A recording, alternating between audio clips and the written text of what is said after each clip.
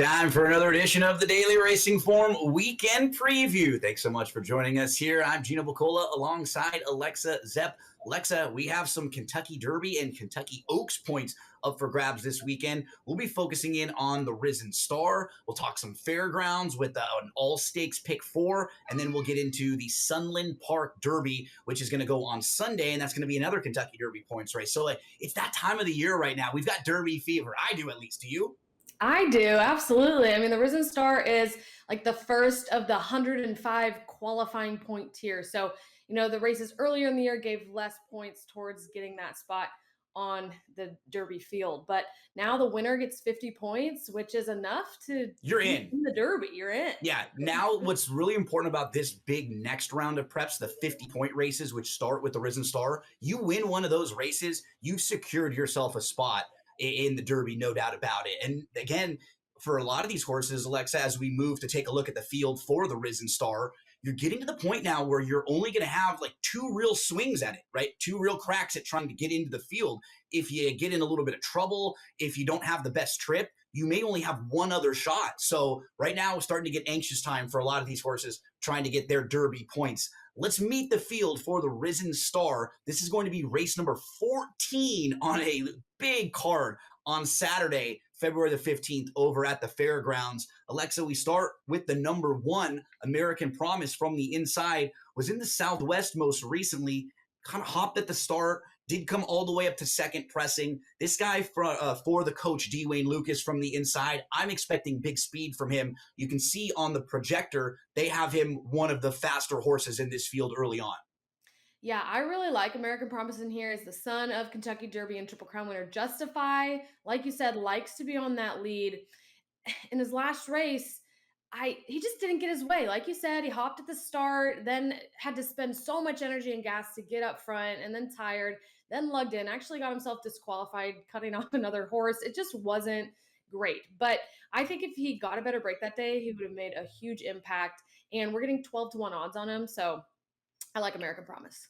We got news that Jonathan's Way, unfortunately, is going to scratch from Saturday's race. They had an unsatisfactory blood count, so we won't be talking much about Jonathan's Way. He would have been a major player in here. We can move to Vossimo, who is 2 for 2. He won over at Tampa. He's kind of been in the news also. We'll keep on him. He had a test that came back. It's kind of like up in the air right now. But as far as this particular race, Alexa, what do you think about him in this spot? Kind of interesting. He actually sold for $120,000 as a yearling, which is $55,000 less than his stud fee. And stud fee is how much your owners pay for that seed. His dad was $175K a pop, so lucrative business there. But you usually want your horse to sell at least 3 times, more like 5 to 10 times is a great sale. So when they sell less, that's a little bit of a red flag. Like, was he just not looking that good? But I mean, he's run okay in his few races.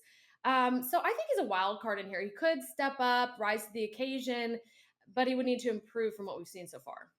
Thank you for the definition of stud fee. I thought that was my salary. That's what I was told I get paid was the stud fee, but I guess it has a double meaning there. East Avenue was the Breeders' Cup juvenile favorite, Alexa, and he was a major, major player in there. He looked like the horse to catch, stumbles out of the starting gate, and we haven't seen him since. So this will be the starting point for him for 2025. Now, I still think he's one of the better horses in this division, but we do have to keep in mind his goal is the Kentucky Derby. So his goal is, 3 races from now to be primed for his absolute best. He should be ready for a big race, but he might not be 100% fit for this race. Yeah, and East Avenue loves the lead. And so the Breeders' Cup already was going to be a really hard race for him because he drew the 1 hole. And when you want to shoot to the lead, you don't want that inside position where you can get caught in tight, pinned on the rail. And then with the bad break, it was just no shot for him there. So like you said, they might not have him perfectly tightened up for this race, but if he gets a luckier trip, I think he could absolutely be the one to beat and secure his spot in here. And think about this. Like, if you had a bad game, a bad race, what you're going to do is the next time you come out, you're going to at least make sure you do what has worked well for you. I think they're going to be very adamant and aggressive about making sure he gets to the lead, he gets out of the starting gate well, and they put him on the front end. And if he doesn't finish, well, that's a different story. But I think they're going to make sure they get to the spot where he's had really good success before. what do we do with Chunk of Gold? The next one up, the number 5, who's going to be making his first start on the dirt. He's run twice on the synthetic over at Turfway. Yeah, I mean, this horse has a fast late kick, so I do think that's the best like upside or advantage in here, but I don't think he's good enough. Seattle Road is the next one. That's the number 6. The lack of early speed from him hurts a little bit. He was actually 79-1 in the Lecomte, which is the earlier series of races at Fairgrounds. So against a lot of these same rivals, he was 70-1. Can you make a case for him in here? I can't. I cannot. Yeah. I mean, he's not running well enough against similar opponents. He's about 20 speed points lower than he needs to be. Septarian, the next one up, the number 7, is a horse who actually won at Charlestown and at Laurel at smaller tracks. And then he moved into the Chad Brown barn for the first time. He was a fine third in the Mucho Macho Man. He put the blinkers on. And I mean, if you're just talking about connections, Chad Brown, Flavian Pratt, you've got Eclipse Award winners teaming up with Septarian. I like Septarian. You know, Chad adding blinkers today for the first time is a trainer move that he's really savvy with. He wins 30% of the time when he adds them.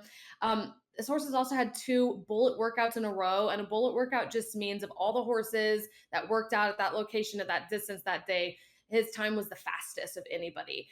So he's definitely looking fit, training well, and I think has some upside and could be worth including underneath at long odds at 12-1. The number 8 is the Keith DeSormo trained Giacoso. He's a little bit of a tough read for me, Alexa, because both of his wins have come on the turf. So I'm just not quite sure how good he is on the dirt.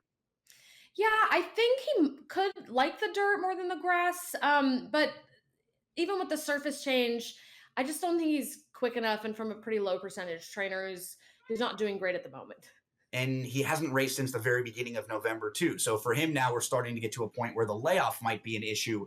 I thought the number 9 Built made a lot of sense in here. He ran on a sloppy track last time out in the Lecomte, Alexa. He actually ran second that day, and I don't even think he liked the track, even though he ran second. He looked like he was just kind of getting there on class. I feel like now, getting back to a fast track, he's a major player, and when you look at like East Avenue, who might be a little bit short in this race, maybe he's not quite as fit late. A horse like Built, maybe he's not the Derby winner, but I could see him running a big race in this spot, maybe just being a little more fit and a little more ahead at this point of the year than some of his rivals. I agree. I think Built's a good play in here. You know, he's 1/2 of his starts, and the first were on the lead, and then like you said last out, even though he didn't win, he came from off the pace. So I think he's tactical and makes sense. There's a horse next out, the number 10, Render Judgment. I think you can make some excuses for his last 2 races. He was a little bit wide at Churchill Downs in the Kentucky Jockey Club, and then most recently he stumbled at the start. I could see him being a price horse that hits the board and a horse that maybe spices up some of the exotics. Any thoughts on Render Judgment? I was waiting to hear what you thought because I was like, toss, I don't like him. And then I saw him in your picks. So I didn't see those trouble lines in his past starts, but I'll leave that to you. But I do know that you've liked one of the longer shots in the inside we talked about. So we're looking for some prices here and there. Any of these outside horses on your radar? Jolly Samurai is next up. I'm passing on all the outside 11, 12, and 13 for me. I just think this is a really tough spot for all of them to be in. We're looking at Valmos Carlitos. I think of those outside 3, Alexa, I might give him a little bit of a look. His overall form isn't bad. I mean, he's faced softer company, but if you eliminate that grass race, the rest of the races really make sense on the 12, Valmos Carlitos. And then we see Magnitude, the number 13, rounding out the field. Again, he's a horse who you could probably eliminate that race on the sloppy track, and the rest of the form makes sense. So big field, they're going to have to improve a little bit, but a couple to the outside that maybe you could use in the bottom of exotics. Let's move to selections here. Alexa, what are you going to do with this one?